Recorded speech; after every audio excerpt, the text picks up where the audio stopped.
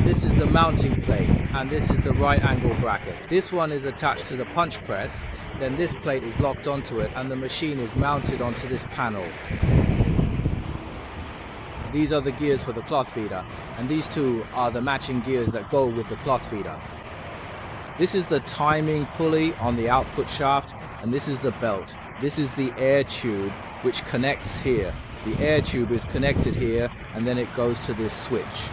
The directional valve is here, connected right here, and there's an air supply tube here as well. The air tube from your side connects here, and then another air supply comes in here, and another one comes in here as well.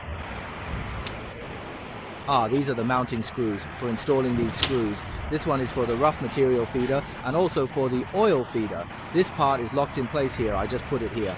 This section is locked here and extends out for added stability.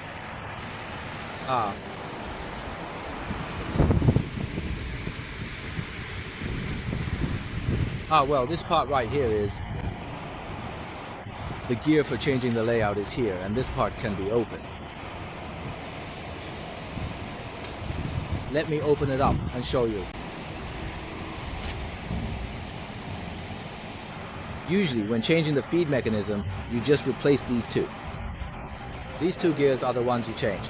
As for these two here, basically, this small one and this large one usually remain untouched. Normally, when changing the feed mechanism, you just replace these two. Add oil here. When testing the machine during use, you need to add oil. At the very least, you need to add oil up to this step inside here, using gear oil. Gear oil or hydraulic oil can both be used.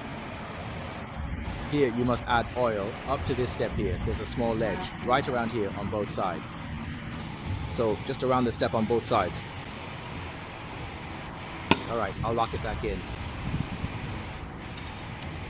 Here is the feed mechanism replacement chart, which you can refer to. It shows the stitch length and the corresponding gear you should use. Everything can be matched here.